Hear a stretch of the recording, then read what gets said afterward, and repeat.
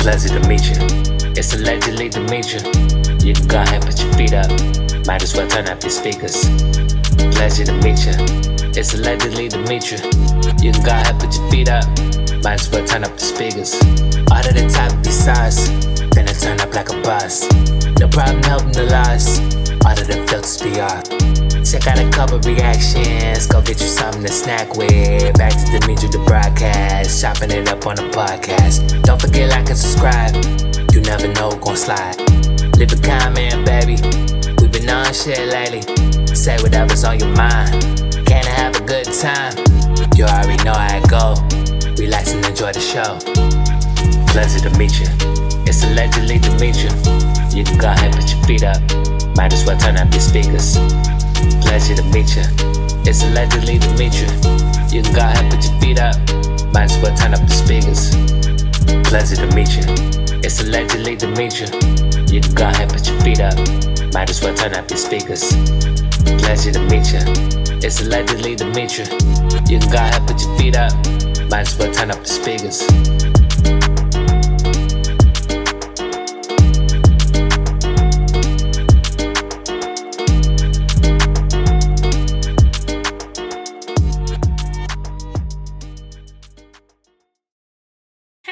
Hey everybody, what's going on? Okay, I'm gonna do some editing, so all of this part will be edited out. All right, what's up?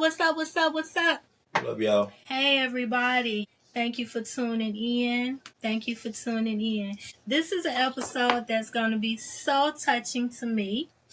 I'm excited and I'm gonna cry all at the same time. I know I am. Y'all know I'm a real big baby. But I have a guest here on today that is finna knock y'all all the way back. It's finna blow y'all man. First of all, don't forget to like, subscribe, and make y'all comments, alright? We're gonna talk about some stuff today that's real, that's dear to me, and hopefully it'll help somebody. This is a whole episode about being raised in a trap house. I was raised in a trap house from the south side of Chicago. Shout out to 9-5. Everybody that's from the 9-5, let's get it. My guest today is my one and only cousin. Should I introduce you? Or you want to introduce yourself? This is my cousin, you all. And I love him so dearly. My younger cousin. A grown man now. Full grown man with all his sexy on. So I wanted to bring him on board to talk about being raised in the trap house. We was raised under the same roof and experienced some of the same things. So you all are hear my side, and I'm coming from a woman's perspective, and he's going to come in and try and talk about a man's perspective. So let's get it. Raised in the trap house, right? His name is Damien. Damien, Damien. Don't spell it wrong. That's what's up. Don't spell it wrong. Hi, cousin. Thank you for joining me. No problem. Thanme. I'm excited. To have you. Thank you. I appreciate it. You got your little sexy, handsome. What that do? Well, you're beautiful too, cuz. Oh, thank you. I don't know. You dating? A little bit. Yeah. Okay. Whoever you dating, treat them right. Let's be clear about that. Treat them right. Okay. She running me out though, but. Well, we don't need that. We do not need that. I got a few more gray hairs in my beard. Wow. Well, I'm fully gray. I don't know if it came from the stress of a husband, stress from the kids. That's because you see all of this. Done all up. But it's a lot of grays up under there. You just not starting to get grays? Okay, you got to lean into your mic a little bit further. Okay, that's what's up. All right, let's jump into this topic right here. So we got a topic that we want to talk about today. The life of a trap house. We see it a lot of times on TV. We see movies and we see, the news being reported about how, trap houses are this and that, and, you laugh and you think that's funny, and you look at stuff and you be like, nah, that really didn't happen in real life. Well, for us it did. For me, for him, and everybody that was in the greenhouse. Shout out to 9-5 once again. Anything and everything that you can imagine was done in the trap house. Now I'm not gonna tell you love wasn't there, because it was. Love was the base. Would you agree? Yeah, well, It was most definitely love. well, before it, it was called the trap because trap came in probably 2005, 2006. Mm-hmm. It was just called the joint. Come on with it. Trap house is something that came out 2006. Okay. So back in the 90s, it was called the joint. It was called the joint. That's it, the joint. The joint. Yeah. Okay. Right. And that's what it was. It was literally the joint, Yeah. where everybody would come. You know, my grandmother, shout out to my grandmama, R.I.P., Fat Man, which is my granddaddy. Mm-hmm. Shout out to him, R.I.P. Granddaddy. You know, they didn't believe in the nonsense, but they loved us so much and loved their children so much till they tolerated it. Mm-hmm. They really set us up for success. We literally supposed to be rich. Yeah, Because I don't know nobody that was considered to be poor. You know, I say we was middle class, but a lot of our family members say we was poor. Had two homes, a home in Michigan. Well, a lot of family members say we poor. We was poor. Give me their names. I'm going to see about No, this. they say we was poor. I say we were middle class because poor. We didn't go to bed hungry. We never. Thank you. We never went to bed hungry. We always had food because the home that we had in Michigan was full of everything. Yeah, well, Gardens of 92 acres, mind you, right? So there was gardens, there was fields and fields of vegetables. Yeah. We had live cattle, and so that we were never hungry. We were never hungry. And it was plenty of food and plenty of love there. But once again, it was the joint, the trap house.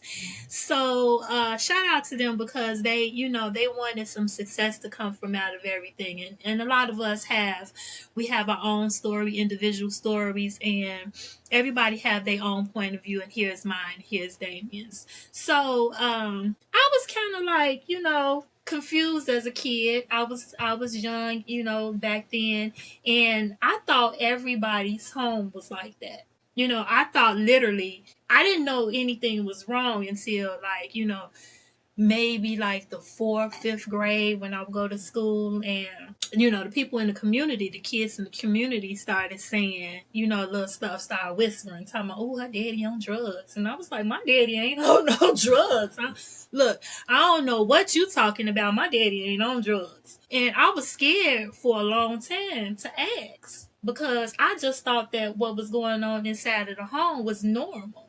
I thought everybody's home was like that. I was like, what is drugs as a matter of fact? So I was naive because I was young, but as, the years was going on, I started, finding out what drugs was and, the inside scoop of everything and what they was thinking that was going on the inside of the greenhouse. So let's chat about it. Okay, born and raised in Chicago and lived that life within the side of the 4 walls. My mom and my dad literally were drug users. My mom, rest in peace, R.I.P., love you, honey. Yep, man, my mama was the queen.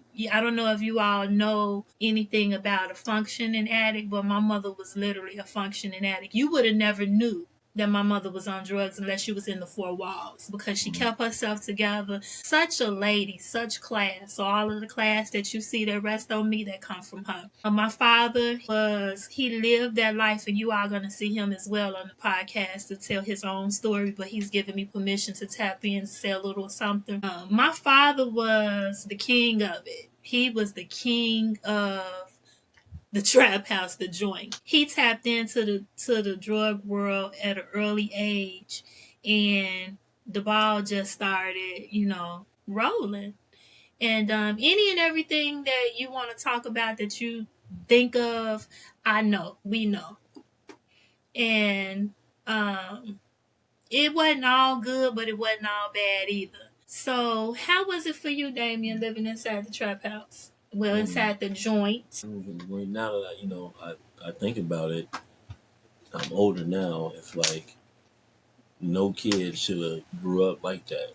Don't look back on it like I used to see, when I say joint, people came there to get dope shot up in their arm, like cook dope, Come on, talk about it, smoke Damien. coke. Come on, talk about it. And I was 6, 7 years old seeing this because I was a nosy Yes. kid. And I wanted to know what's Yes. going on in that room. And I peek Yes. through the peephole and I see what's going on. Yes. So I knew what drugs was at that age. Yes. And I At an knew that I would early never age. use them type of drugs because I seen what it did to my Wow. family. You know, Wow. like we grew up around pimps, Yes. prostitutes, Yes. drug users, drug Yes. sellers, Yes. gamblers, Mm-hmm. pickpockets, Mm-hmm. all of the above. We Mm-hmm. grew up around that. Mm-hmm. And Grew up around them, meaning like literally you can touch them. yes, Like they like sit next it to you. there's They sitting at the, they eating a yes. peanut butter and jelly sandwich. Just like you. Yeah, Yeah. Yeah. you know, Mm-hmm. and you know it was. I don't even know how to explain it. There's no words to explain it. It was this, it was that. No, there's no words to explain that in a dictionary Mm-hmm. that I've seen. But I Mm-hmm. still excelled in sports and Wow. everything else. Talk You know, I about had it. a rough spot in school in reading Mm-hmm. class, but everything else I was good at. You That's know, what's up. What kind of sports did you play? football, Football. softball. What made you go into football? My cousins, OJ, Rico, Bobo, Mike, That's what's up. Richard. Shout out to Bobo. Yeah, shout out to rest in peace, Bobo. Rest in peace, You know, Bobo. That's what's up. So, so so football was your choice of sport, and, mhm. and you loved what? What part did you play? Running back. Running back. That's what's up. You And so know, you excelled in that. yeah. Yeah. I didn't play in high school though, but we Mhm. played amongst each other. Mhm. You Hood know, football. Y'all know anything about hood you know, football? played against different kids that we grew up with. Mhm. You know, they still here now. We still play football if they want to. I don't think they're gonna pick me though, but Why not? Cause you want to tackle them. yeah, they don't want to get past. That's what's up. That's what's up. Yeah. And it was real different. For you, was it the norm? Was it the norm? Did you think what was going on inside of the trap house was normal? No, With all of those things that you saw that you just named, the I knew it wasn't normal you because knew I it had wasn't. friends that their family wasn't on drugs, Mm, and when I hang at their house, mm. that was normal. So you're trying to tell me that you say your friends, you knew it wasn't normal because when you would go over to their house, they family members wasn't on drugs. So you knew that there was some family members that was on drugs. Yeah, You knew the difference. yeah, Wow, see, with me, I didn't know. I did have friends. I had a lot of friends, but my mother was real big on, and it probably was a little different because you were a boy and I was a girl. We're grown now, but my mom was kind of, real strict with, the visitations and stuff like that. You ain't finna go over there. You ain't finna spend a day over there. You ain't spending no night. So I just thought that it was normal. I thought everybody household was like that, and for you it was different, which is a good thing. You know what I'm saying? I thought everybody, mama and daddy, was like that, and I remember as the years was going on, and I started my family. My son, my oldest son, he said, Grandma, we was sitting down at the table. He said, Grandma, we was eating some dinner. He said, Grandma, he said, why granddaddy always bent over like that? Why he always bent over and falling down on the floor? And I'm talking about my daddy. mm-hmm. He was high as hell. Yeah. I'm talking about high. I'm talking about scummy high. Now, mind you, I'm not talking about no smoking no weed high. I'm talking about choice of drugs is heroin, cocaine. Okay, that type of getting high, right? Yeah. My daddy, shout out to Willie. Yeah, he's doing You great know now. what I'm saying? He's off He's drugs, doing on drink. amazing. He is Can't say off. for me He don't he ain't getting high no more. And I'm gonna bring him on and y'all gonna see him because he looks amazing. God has been good to him.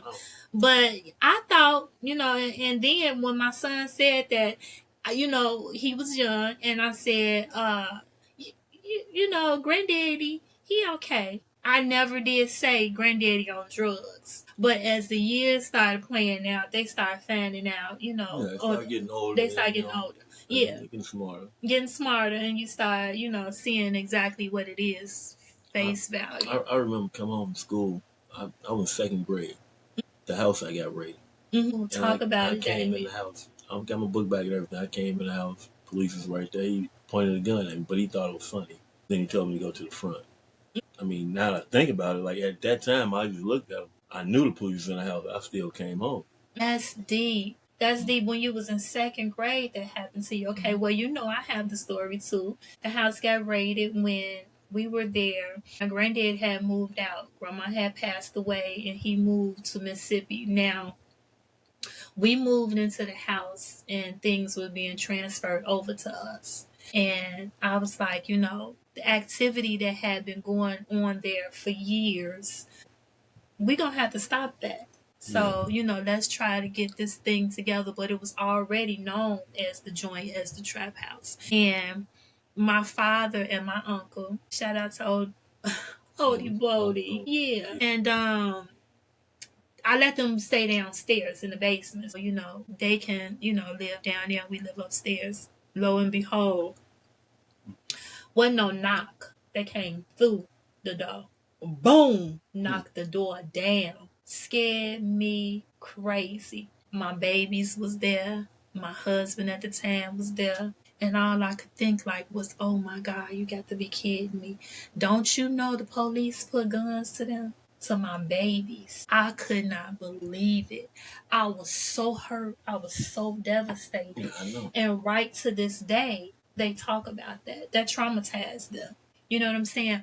All from one little mistake. Because when you look back on it, when you talk to them, meaning, you know, when you hear their side of the story as our parents, it all stemmed from hurt, being hurt. When they was being raised, you know, hurt came about and they decided to venture out and they was trying to put a band-aid on the hurt. They wanted to soothe the hurt from whatever they was feeling as being a child. And them trying to escape the hurt is what caused them to pick up one time, and it just was a snowball effect to the fact of it became uncontrollable. They couldn't control that thing. The drug addiction had began. And even with the drug addiction beginning, they started their families. Mm-hmm. And life was going on, and we were produced. Yeah. And with that being said, growing up as a teenager, from 2 to a teenager, how was it? You know, going to school and the community. I mean, Did you hear the chatter? You know, how did it feel being well known as a Miggins? I didn't. Even you know, I didn't hear the chatter like you feel me. I know I was known Lil Meg or Lil Ducky.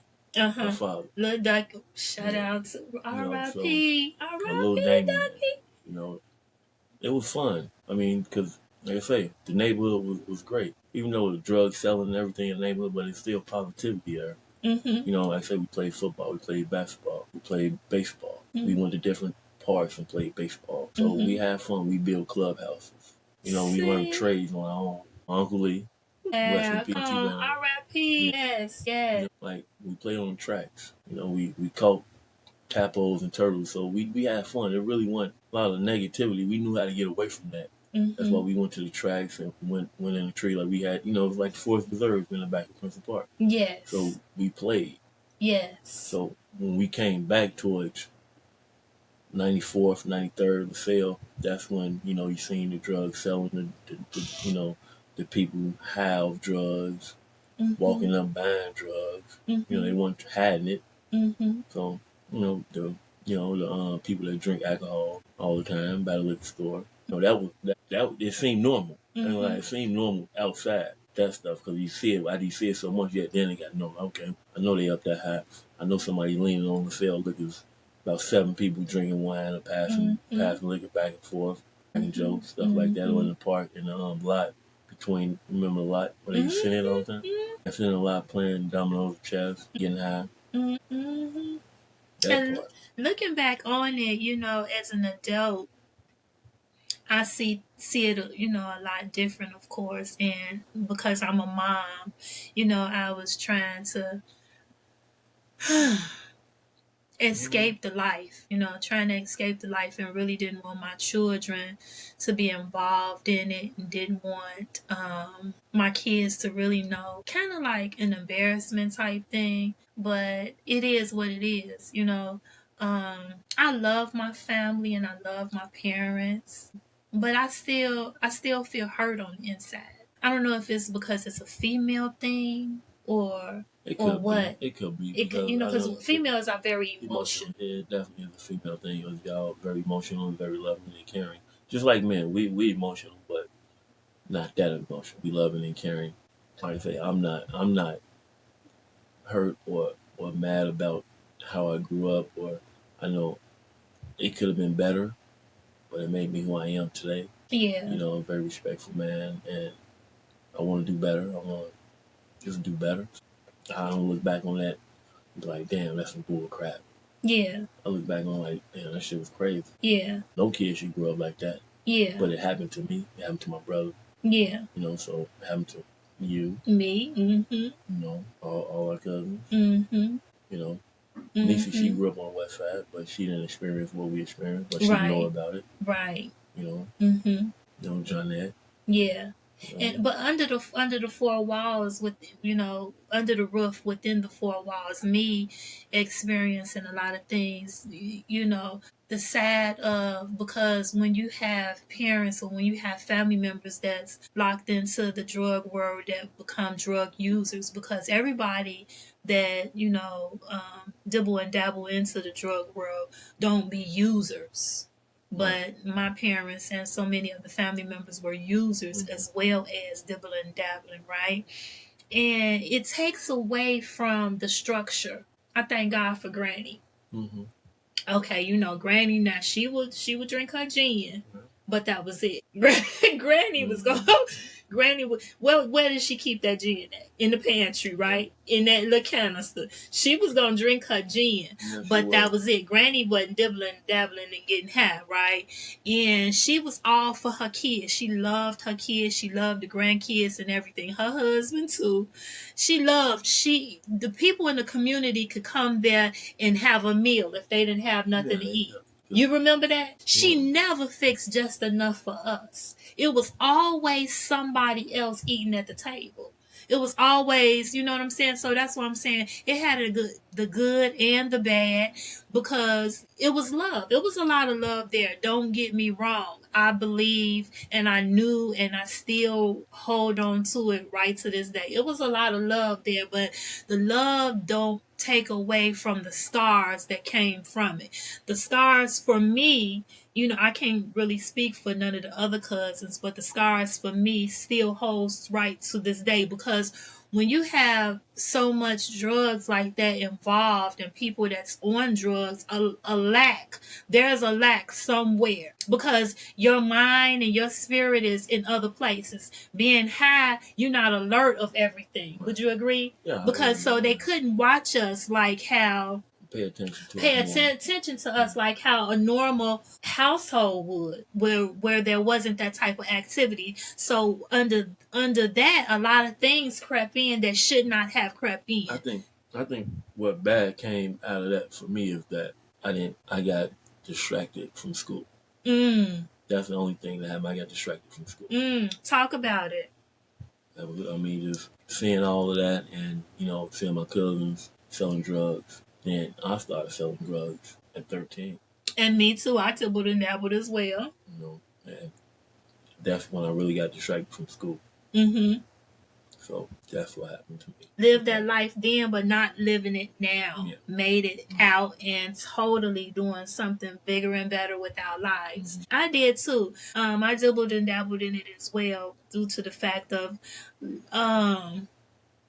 it was something that really was like the ongoing thing. It was like it was passed down, how people people pass down, inherit homes and stuff like that. We inherit that, and it was like so called a big thing. It was so called like, the road was paved out already. Exactly. Yes. We drain our blood of that. Yeah. Oh, come on, Damien. Yes. So now look at you. You're doing great. Yes. I'm happy to be here. Thank you, and you are too. I'm so happy.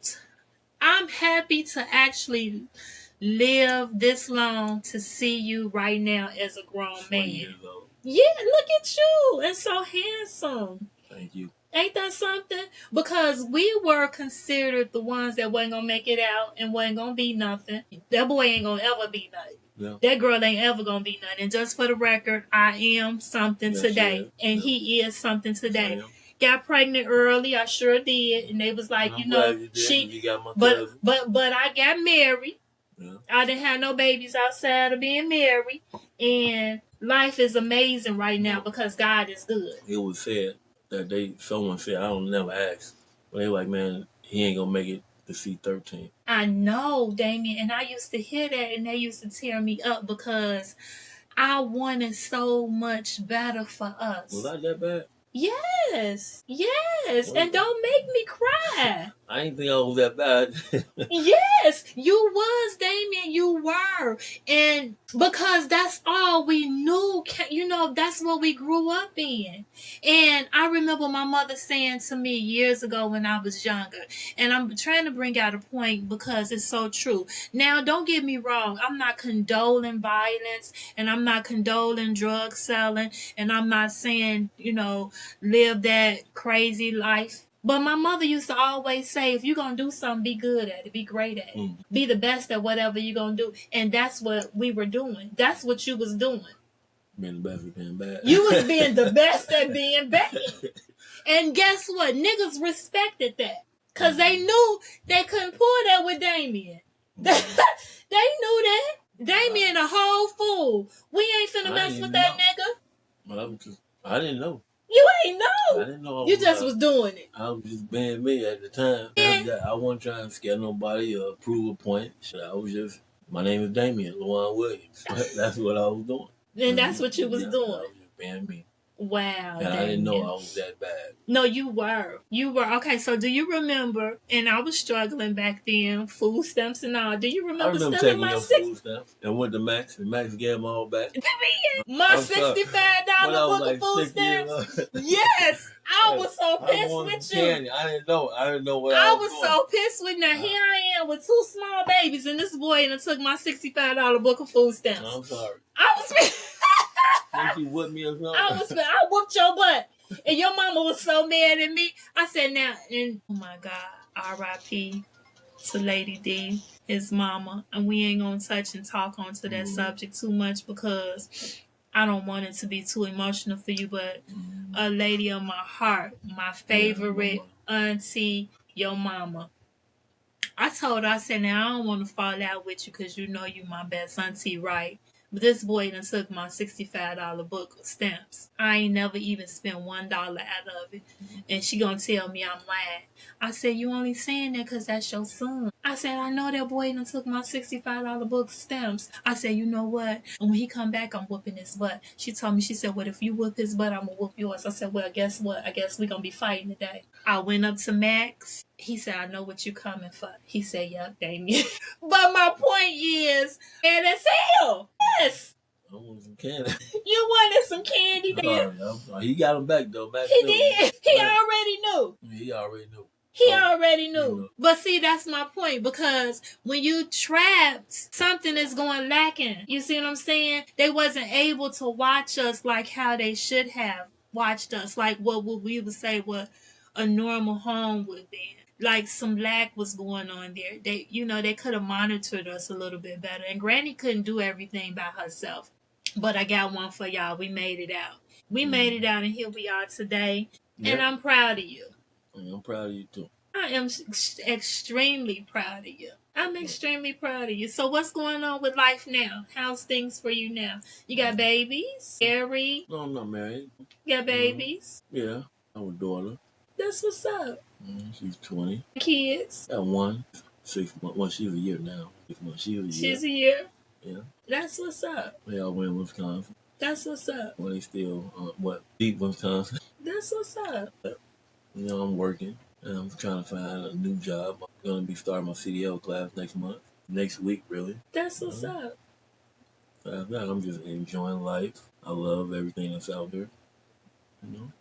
That's what's up. I'm proud of you. I am extremely proud of you. Thank you. Because, not just because you're my cousin. There's a heartfelt thing there because you are my cousin.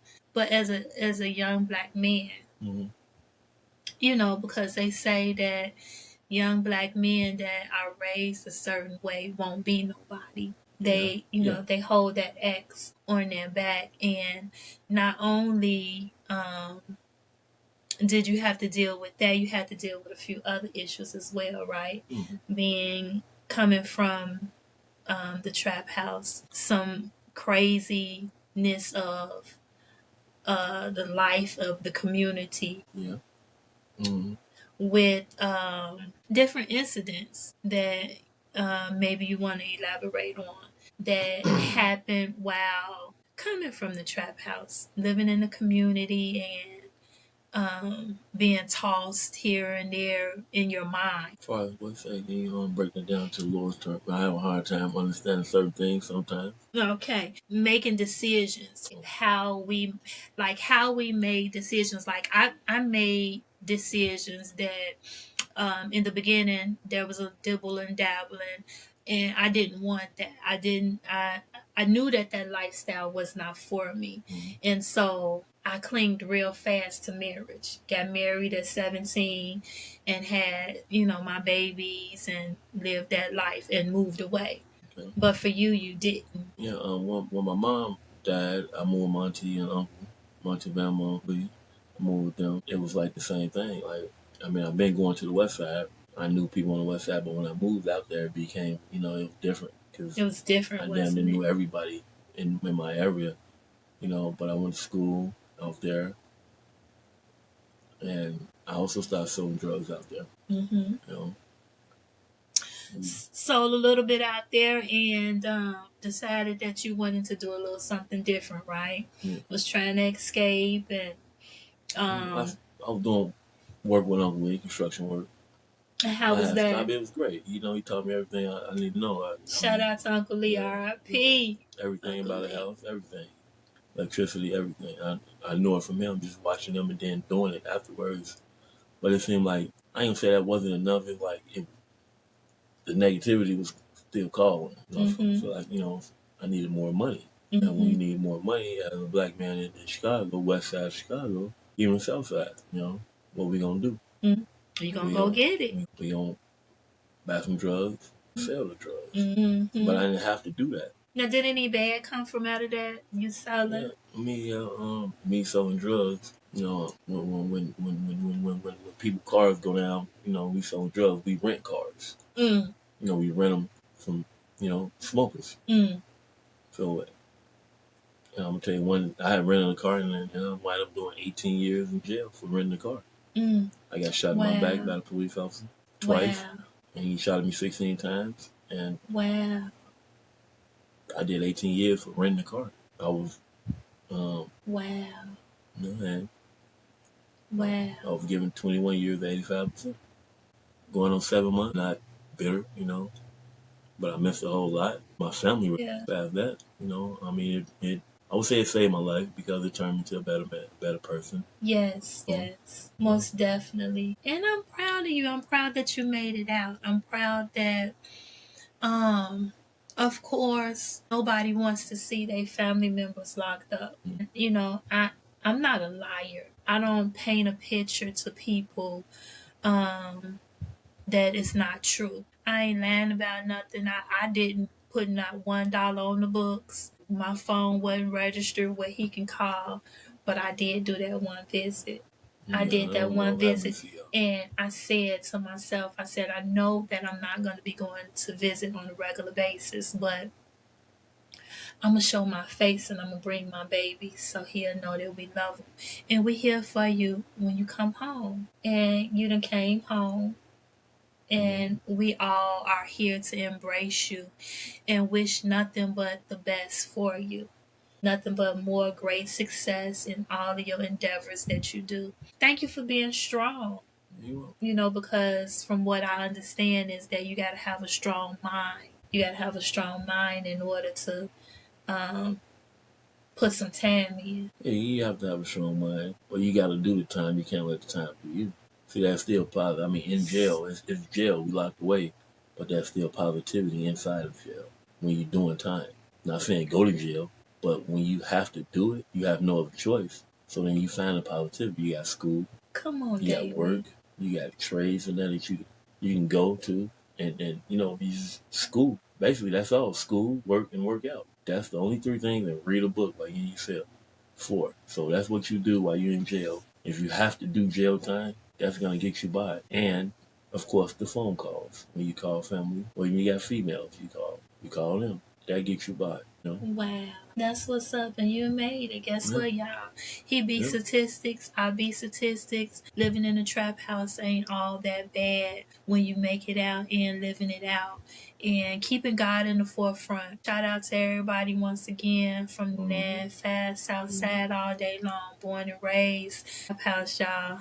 And guess what? Don't forget to like, subscribe, and comment below. Put Yeah. your comments down there so we'll know exactly what y'all want to hear about. If y'all want to hear another episode and I'm going to bring them back, we'll have a different topic to talk about. But guess what? We're going to wrap it up, and that's the way we like it. Peace. I love you. Love you. All right. All right, y'all have a good day out there. All right. Peace, y'all.